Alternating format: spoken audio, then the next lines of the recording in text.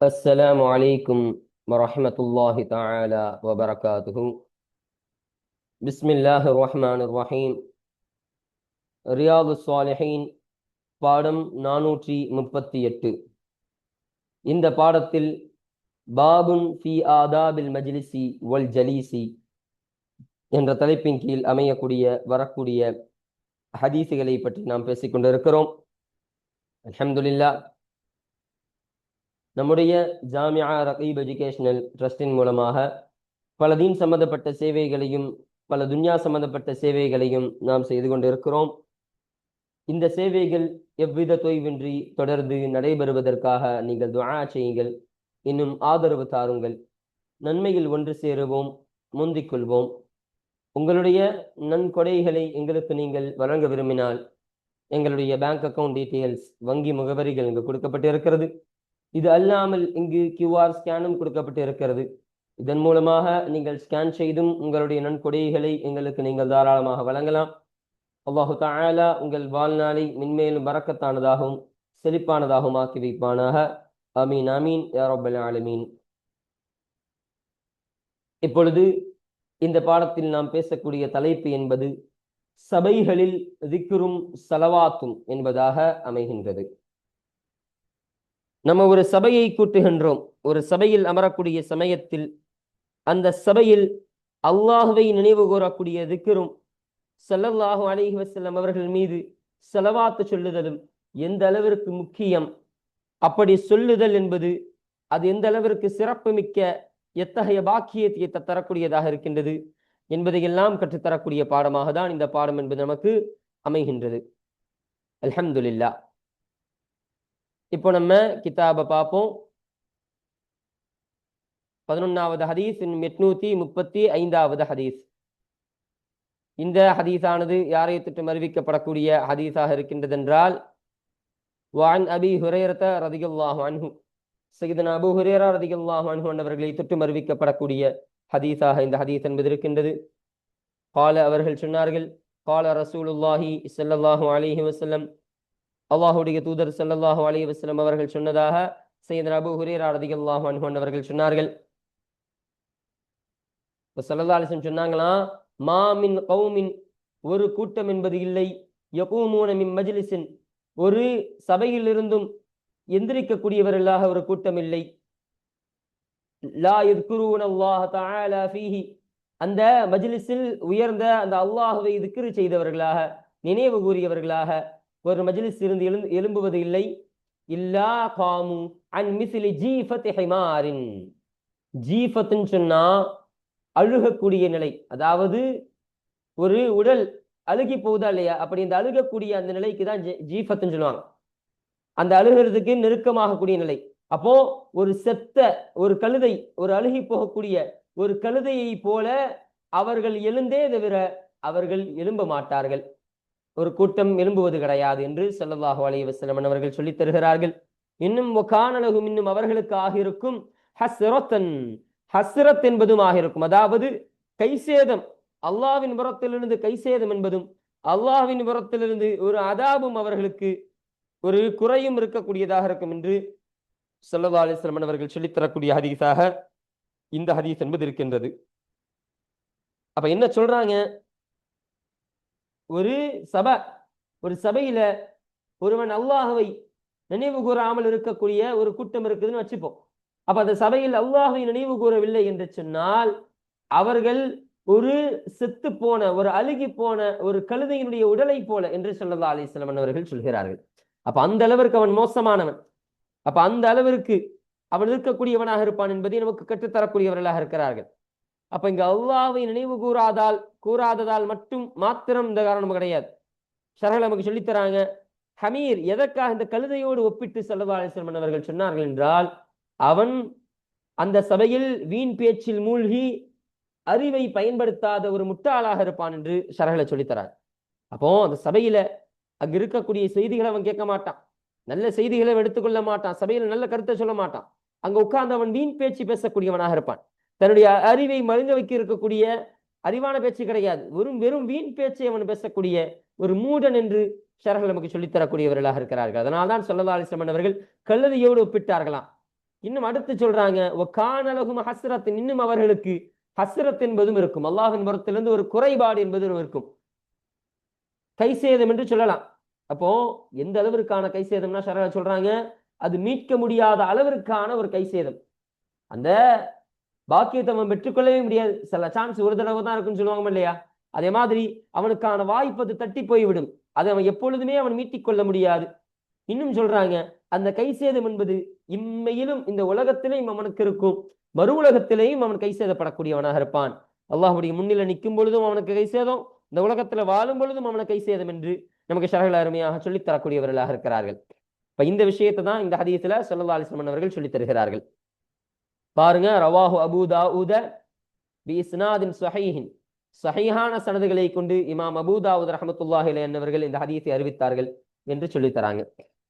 இந்த ஹதீஸ் என்பது இந்த பாடத்திற்கு பதிவு செய்யப்படுவதற்கான காரணம் என்னன்னு சொன்னா, இங்கு இந்த பாடம் ஒரு மஜ்லிஸினுடைய ஒழுக்கங்களை கற்றுத்தரக்கூடிய பாடமாக இருக்கு. அப்படிப்பட்ட ஒழுக்கத்தில் ஒரு ஒழுக்கம் தான் அல்லாஹ்வை திக்ர் செய்யுதல் என்று சொல்லித் தருகிறார்கள். அப்ப ஒரு சபையில நம்ம இருக்கிறோம்னு சொன்னா அல்லாஹ்வை நினைவு கூர்ந்து பார்க்கணும். இது ஒரு சபை மட்டும் கத்துப்படாது, எல்லா விஷயத்திலேயும் அல்லாஹ்வுடைய நினைவு என்பது ஒரு முஃமினுக்கு இருந்து கொண்டே இருக்க வேண்டும்.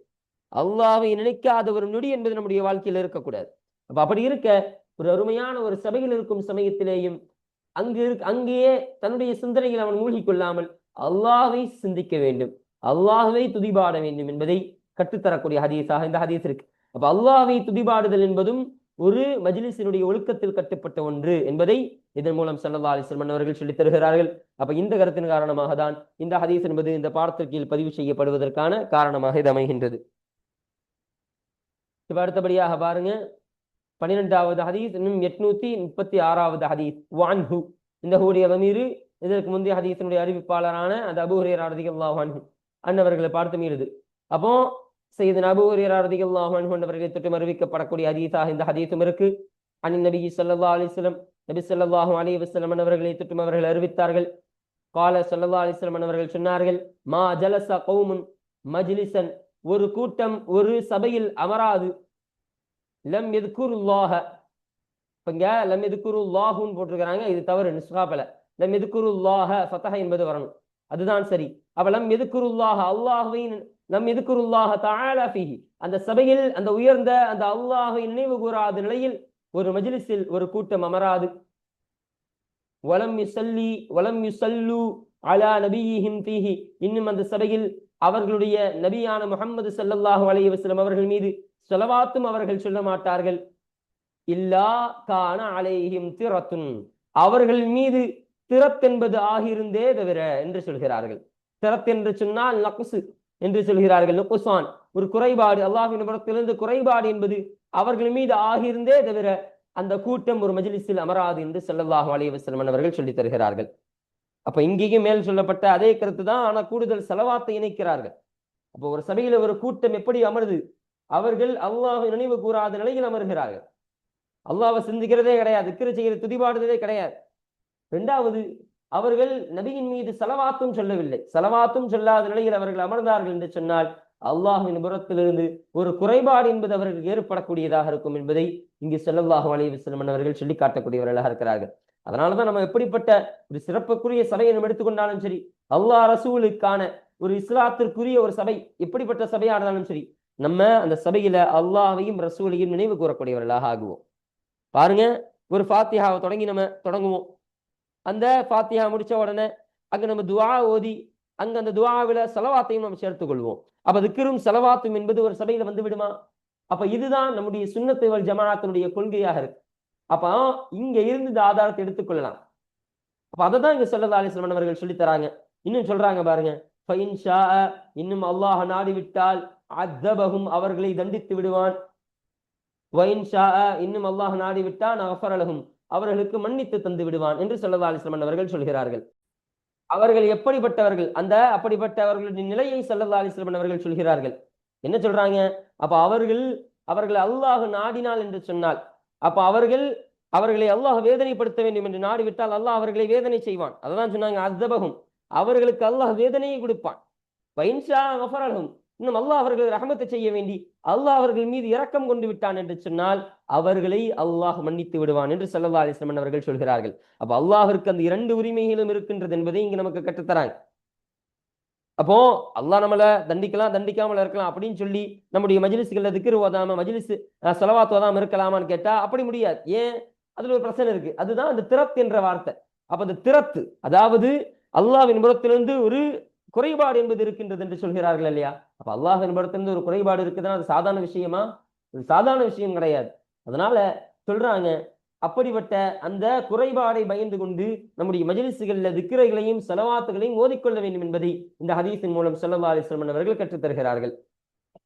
பாருங்க, ரவாஹு திர்மிதியு, இந்த ஹதீஸினை திர்மிதி ரஹ்மத்துல்லாஹி அலைஹி அவர்கள் அறிவித்தார்கள்.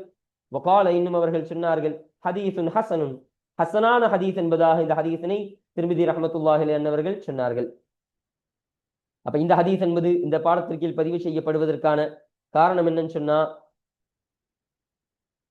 இங்கு நமக்கு சபையினுடைய ஒழுக்கங்களை பற்றி பேசிக்கொண்டு வரும் பொழுது ஸல்லல்லாஹு அலைஹி வஸல்லம் அவர்கள் அந்த சபையினுடைய முக்கியமான ஒழுக்கங்களில் திக்ரும் ஸலவாத்தும் அடங்கும்.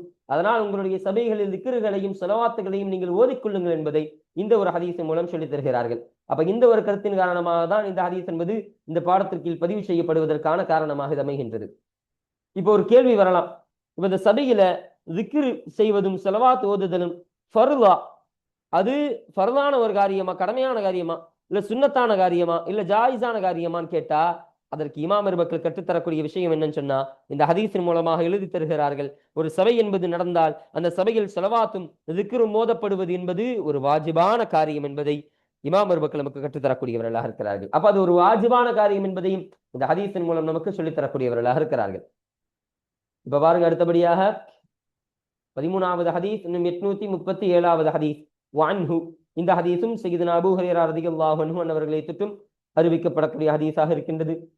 அன் ரசூலில்லாஹி ஸல்லல்லாஹு அலைஹி வஸல்லம், அல்லாஹ்வுடைய தூதர் ஸல்லல்லாஹு அலைஹி வஸல்லம் அவர்களை தொட்டும் அபூ ஹுரைரா ரலியல்லாஹு அன்ஹு அவர்கள் அறிவித்தார்கள்.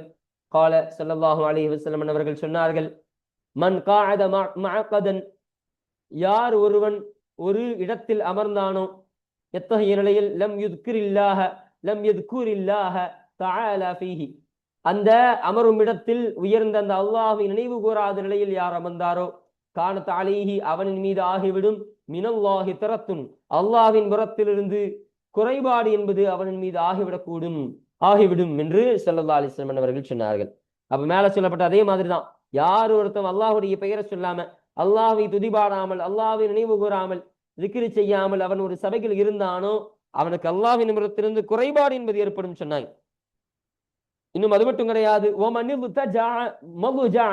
இன்னும் யார் ஒரு படுக்கும் இடத்தில் ஒருங்கிணைத்து படுத்தானோ, எத்தகைய நிலையில் லா யذ்குருல்லாஹ தஆலா ஃபீஹி, அந்த படுக்கும் இடத்தில் அந்த உயர்ந்த அல்லாஹு தஆலாவை நினைவு கூறாத நிலையில் யார் படுத்தாரோ, கானத் அலைஹி, அவனின் மீது ஆகிவிடும், மினல்லாஹி தரத்துன், அல்லாஹ்வின் புறத்திலிருந்து திரத், அதாவது நுக்ஸான், அதாவது குறைபாடு என்பதும் அவன் மீது ஆகிவிடும் என்று ஸல்லல்லாஹு அலைஹி வஸல்லம் அவர்கள் சொல்கிறார்கள். அப்போ உட்கார்ந்த நிலையில எப்படி அவன் திக்ர் செய்யாம உட்கார்ந்தாலும் சரி, அவன் படுக்கிற நிலையில, அப்போ ஒருத்தன் படுத்தாலும் சரி, அவன் படுக்கும் சமயத்திலேயும் அந்த படுக்கையில் இருக்கக்கூடிய அந்த அல்லாஹ்வை திக்ர் செய்யாமல் படுத்தாலும் அவனுக்கு அல்லாஹ்வின் புறத்திலிருந்து ஒரு குறைபாடு என்பது இருக்கும் என்று ஸல்லல்லாஹு அலைஹி வஸல்லம் அவர்கள் கற்றுத்தரக்கூடியவர்களாக இருக்கிறார்கள்.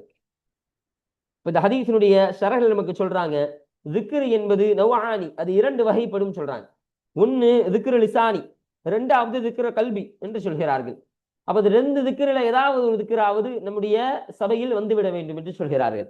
திக்ர் லிசானின்னு சொன்னா வாயால், நாவால் கூறப்படக்கூடிய திக்ர், நம்ம சத்தமா சொல்றோம், சுப்ஹானல்லாஹ், அல்ஹம்துலில்லாஹ், அல்லாஹு அக்பர், லா இலாஹ இல்லல்லாஹ் என்றெல்லாம் திக்ர் செய்யறோமா இல்லையா, இதெல்லாம் நாவால் நாம் சொல்லக்கூடிய ஒரு திக்ராக இருக்கு. திக்ரே கல்பின்னு சொன்னா அது மனதால் சொல்லக்கூடிய திக்ர். அப்ப மௌனம் சாய்த்து வாயை நம்ம சத்தம் போடாம மனசுக்குள்ள சொல்லிக் கொள்ளக்கூடிய திக்ர் இருக்குமா இல்லையா, அந்த மனதுக்குள் சொல்லிக் கொள்ளக்கூடிய திக்ர் கல்வின்னு சொல்லி தராங்க. அப்ப அந்த 2 திக்ரில ஏதாவது ஒரு திக்ராவது மஜ்லிஸில் இருக்க வேண்டும் என்று சொல்லி தருகிறார்கள். அப்ப எதனால் அந்த கருத்தை இங்க வலியுறுத்துறாங்கன்னா, வைக்கிறாங்கன்னு சொன்னா முக்கியமான விஷயத்தை விளங்கணும். ஒரு சபைக்கு நம்ம போறோம் வைப்போம். இப்ப உதாரணத்துக்கு ஒரு எடுத்துக்கொள்வோம், ஒரு முஸ்லீம் அல்லாத வேறு ஒரு சபைக்கு நம்ம போகக்கூடிய சூழல் ஏற்படுது. ஒரு மாற்று மர சகோதரத்துடைய ஒரு விசேஷத்திற்காக, ஒரு கல்யாணத்துக்காக நம்ம போறோம் வைப்போம். அப்ப அப்படி போகக்கூடிய சமயத்துல அவர்கள் வீட்டிற்கு ஒரு சபையின் காரணமாக போகும் பொழுது அந்த சபையில் யாரும் ஸலவாத் சொல்லுவாங்களா, திக்ர் செய்வாங்களா? செய்ய மாட்டாங்க. ஏன்? அவர்கள் எல்லாம் மாற்று மதத்தில் உள்ளவர்கள், அவர்கள் எல்லாம் அல்லாஹ்வை துதிபாட மாட்டார்கள். அப்ப அத்தகைய நிலையில் நம்ம அங்க உட்கார்ந்துட்டு திக்ரை லிசானி செய்யக்கூடாது. அல்லாஹ்வை துதிபாடுவது என்பது என்ற ரீதியில நம்ம சத்தம் போட்டு ஸலவாத் சொல்லக்கூடாது. அங்க நம்முடைய மனதில் நம்ம ஸலவாத் சொல்லிக் கொள்ள வேண்டும். அப்போ அப்படி சொல்லிக் கொள்ளும் பொழுது அந்த சபைக்கான ஒழுக்கத்தை அந்த சபையில் உள்ளவர்கள் பேணுகிறார்கள் இல்லையோ, நாம் பேணிக்கொண்டோம் என்ற ஒரு விஷயம் அங்கு இடம்பெற்றும். அப்ப அதனாலேயும் இந்த விளக்கம் என்பது சொல்லப்பட்டிருக்கலாம் என்பது நம்ம பார்க்க முடிகிறது. அப்போ இத்தகைய 2 திக்ரில் ஏதாவது திக்ரை செய்து கொள்ள வேண்டும் என்று நமக்கு கற்றுத்தரக்கூடியவர்களாக இருக்கிறார்கள். பாருங்க, ரவாஹு அபூ தாவூத, இந்த ஹதீஸனை இமாம் அபூ தாவூத் ரஹ்மத்துல்லாஹி அலைஹி அவர்கள் அறிவித்தார்கள். வகத் சபக, திட்டமாக இந்த ஹதீஸ் என்பது சென்று விட்டது. கரீபன், மிக நெருக்கமான நிலையில் சென்று விட்டது. நெருக்கமான நிலையினா இந்த ஹதீஸ் இப்பதான் கொஞ்சம் முன்னாடி ஒரு 2 பாடத்துக்கு முன்னாடி இந்த ஹதீஸ் இப்போதான் வந்துச்சு, சமீபத்துல தான் வந்தது. இப்பதான் பதிவு செஞ்சு திரும்ப இந்த ஹதீஸ இந்த பாடத்துக்கு தோதுவாக பதிவு செஞ்சு தராங்க. அப்ப அதை தான் இங்க சொல்றாங்க. இன்னும் சொல்றாங்க பாருங்க, இன்னும் இந்த திரத் என்ற வார்த்தையை நாம் விளக்கினோம், பீஹி, அந்த பாடத்தில் நாம் விளக்கி விட்டோம் என்று சொல்லி தருகிறார்கள். அப்ப அந்த பாடத்திலேயே திரத் என்ற வார்த்தைக்கு விளக்கினாங்களாம். என்ன விளக்கினாங்கன்னு சொன்னா நகஸ், நுக்சான் என்று எழுதுகிறார்கள். அப்போ குறைபாடு, அல்லாஹ்வின் இடத்திலிருந்து ஒரு குறை ஏற்பட்டுவிடும் என்பதை இந்த வார்த்தையின் மூலமா நாம் அங்கே விளக்கி விட்டோம் என்பதை நமக்கு இங்கு சொல்லித் தரக்கூடியவர்களாக இருக்கிறார்கள். அப்போ இந்த ஹதீஸ் என்பது இந்த பாடத்திற்கு பதிவு செய்யப்படுவதற்கான காரணம் என்னன்னு சொன்னா, இதுவும் ஒரு சபையினுடைய ஒழுக்கத்தை கற்றுத்தரக்கூடிய பாடம். அப்போ ஒரு மனிதன் அவன் அமரக்கூடிய இடத்தில், அவனுடைய மஜ்லிஸில் அமர்ந்தால் அவன் அல்லாஹ்விற்கு ஸலவாத் சொல்லிக் கொண்டு அமரட்டும். அப்படி ஸலவாத் அல்லாஹ்விற்கு திக்ர் செய்து கொண்டு அமரட்டும். அப்படி திக்ர் செய்யவில்லை என்று சொன்னால் அவன் மீது அல்லாஹ்வின் புறத்திலிருந்து குறைபாடு என்பது இருக்கும் என்று ஸல்லல்லாஹு அலைஹி வஸல்லம் அவர்கள் இந்த ஹதீஸின் மூலம் சொல்லி தருகிறார்கள். அப்ப இந்த ஒரு கருத்தின் காரணமாக தான் இந்த ஹதீஸ் என்பது இந்த பாடத்திற்கு பதிவு செய்யப்படுவதற்கான காரணமாக இது அமைகின்றது. அல்ஹம்துலில்லாஹ். இப்ப அடுத்தபடியாக பாருங்க, 130வது பாடம். இந்த பாட தலைப்பு என்ன? பாபுர் ருயா வமா தஅல்லகு பிஹி. பாபுர் ருயா, கனவுகள் சம்பந்தப்பட்ட கனவுகளை குறித்த பாடமாக இருக்கின்றது. வமா தஅல்லகு பிஹி, இன்னும் அந்த கனவுகள் எந்த ஒன்றை கொண்டு தொடர்பாக்கப்பட்டிருக்குமோ அதன் விஷயத்தையும் அதை குறித்தும் பேசக்கூடிய பாடமாக இந்த பாடம் என்பது இருக்கின்றது என்று சொல்கிறார்கள். அப்ப கனவுகள் எப்படி ஏற்படுகிறது, அந்த கனவுகளின் மூலமாக என்னென்ன பலாபலன்கள் இருக்கின்றது, என்னென்ன தீய விஷயம் இருக்கின்றது என்பதையெல்லாம் இந்த பாடத்தில் வரக்கூடிய ஹதீஸ்களின் மூலம் நான் கற்பிக்க முடியும். இங்க 2வது விஷயத்தை சொன்னாங்க, வமா தஅல்லகு பிஹி, அந்த கனவுகள் எந்த ஒன்றை கொண்டு தொடர்புடையதாக ஆகுமோ என்று சொன்னார்கள். அப்ப இப்ப இதனுடைய அர்த்தம் என்னன்னு சொன்னா 2 விஷயத்தை சொல்றாங்க. ஒண்ணு நல்ல கனவு, கெட்ட கனவு. அப்ப அந்த கனவு எதோடு சம்பந்தப்படும், அந்த கனவு நல்லதோடு சம்பந்தப்பட்டு நல்ல கனவாக வரும், அல்லது அந்த கனவு கெட்டதோடு சம்பந்தப்பட்டு கெட்ட கனவாக வரும். அப்போ இத்தகைய நிலையை தான் வமா தஅல்லகு பிஹா என்ற வார்த்தையின் மூலமாக சொல்லித் தருகிறார்கள். இன்னும் சொல்றாங்க, கனவுகள் மொத்தம் 3 வகையா. அது முதலாவது வகை ருயா சாலிஹா, நல்ல ஒரு கனவுன்னு சொல்றாங்க. நல்ல ஒரு கனவுன்னு சொன்னா அல்லாஹ்வினிடத்திலிருந்து வரக்கூடிய ஒரு நற்செய்தியாக இருக்கும். நம்ம ஒரு கனவு காண்றோம், நல்ல ஒரு கனவு வரும், அது என்ன சொல்லலாம், அது ஒரு சந்தோஷமான செய்தியாக இருக்கின்றால் அது நடப்பதற்கான வாய்ப்புகளை அல்லாஹ் காட்டி தருகிறான் என்றும் அர்த்தம் வைத்துக் கொள்ளலாம். அப்ப இது நல்ல கனவுன்னு சொல்றாங்க. 2வது கனவு ஹதீசுன் நஃப்ஸ்.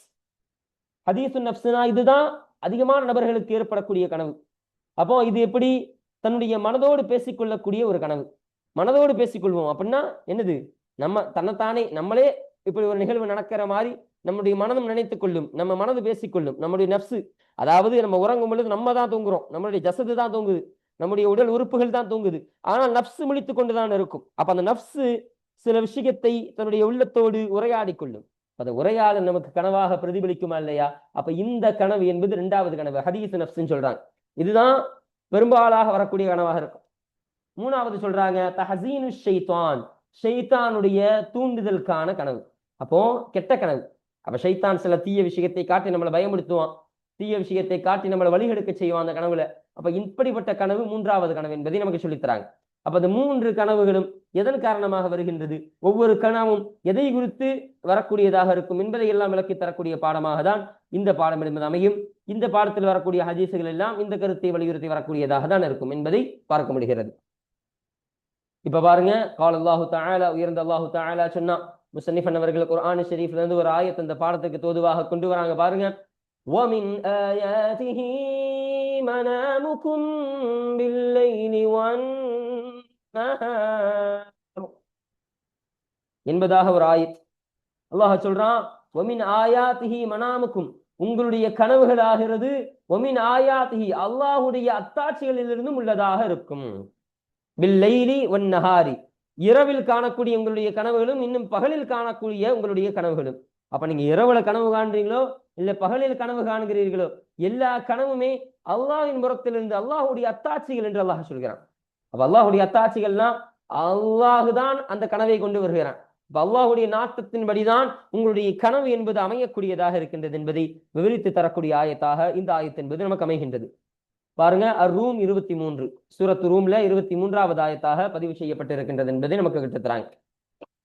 அப்ப இந்த ஆயத்தை முசன்னி பண்ணவர்கள் இந்த பாடத்திற்கு தோதுவாக கொண்டு வர காரணம் என்னன்னு சொன்னா, இங்க அல்லாஹ் உங்களுடைய அனைத்து கனவுகளும் என்னுடைய அத்தாட்சிகள் என்று சொல்லி தருகிறான். அப்போ கனவுகள் சம்பந்தப்பட்டு இந்த ஆயத்து கொண்டு வரப்பட்டு இருக்கிறது. அதனால் இந்த கருத்தின் காரணமாக தான் இந்த ஆயத்தினை முசன்னி பண்ணவர்கள் இந்த பாடத்திற்கு தோதுவாக கொண்டு வந்திருக்கிறார்கள்.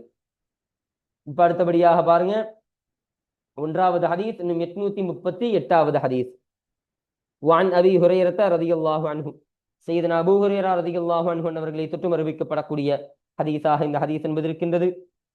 قال அவர்கள் சொன்னார்கள், சமிஅத்து ரசூலல்லாஹி ஸல்லல்லாஹு அலைஹி வஸல்லம், அல்லாஹ்வுடைய தூதர் ஸல்லல்லாஹு அலைஹி வஸல்லம் அவரிடத்திலிருந்து நான் செவியுற்றுள்ளேன். யகூலு அவர்கள் சொல்வார்கள், லம் யபக மினன் நுபுவதி நுபுவத்திலிருந்து எந்த ஒன்றும் மீதமாகவில்லை, இல்லல் முபஷ்ஷிராத்து சுப செய்திகளாக இருக்கக்கூடிய விஷயங்களை தவிர நுபுவத்திலிருந்து நபித்துவத்திலிருந்து எந்த ஒன்றும் பாக்கியாகவில்லை, மீதமாகவில்லை என்று சொல்லித் தருகிறார்கள். அப்படி சொல்லும் பொழுது காலு சஹாபாக்கள் கேட்டார்களாம், வமல் முபஷ்ஷிராத்து, முபஷ்ஷிராத் என்று சொன்னால் என்ன யா ரசூலல்லாஹ்? சுப செய்திகள் அப்படின்னு சொன்னா, சுப செய்திகளை அறிவிக்கக்கூடியவைகள் என்று சொன்னால் அப்படி என்றால் என்ன யா ரசூலல்லாஹ்னு கேட்ட பொழுது கால ஸல்லல்லாஹு அலைஹி வஸல்லம் அவர்கள் சொன்னார்களாம், அர்ருய ஸாலிஹத்து, நல்லது ஒரு கனவாக இருக்கும் என்று ஸல்லல்லாஹு அலைஹி வஸல்லம் அவர்கள் சொன்னார்களாம். அப்போ நபித்துவத்திலிருந்து நல்ல கனவு மட்டும்தான் மீதம் இருக்கக்கூடியதாக இருக்கும், அதை தவிர மற்ற எல்லாம் போய்விட்டது என்று ஸல்லல்லாஹு அலைஹி வஸல்லம் அவர்கள் சொல்லக்கூடியவர்களாக இருப்பார்களாம். அப்ப நபித்துவம் போயிடுச்சா இல்லையா? இப்போ நமக்கு நம்ம காலத்துல நபி வருவாங்களா? நம்முடைய சமுதாயத்தில் நபி வருவாங்களா? வர முடியாது. ஸல்லல்லாஹு அலைஹி வஸல்லம் அவர்கள் தான் ஹாத்திமுன் நபி, அவர்கள் தான் இறுதி நபியாக இருக்கிறார்கள், அவர்கள் தான் எந்த நபியும் கிடையாது. அப்போ ஸல்லல்லாஹு அலைஹி வஸல்லம் இப்படி என்ன சொல்ல காரணம்? அப்ப நுபுவத் என்பது முடிஞ்சிச்சு. ஆனா அந்த நுபுவத்திற்கு பின்பு சுப செய்திகளை அறிவிக்கக்கூடிய சில செய்திகள் மாத்திரம் இந்த உலகத்தில் மீதம் இருக்கக்கூடியதாக இருக்கும் என்று சொல்லித் தருகிறார்கள். அது என்னது?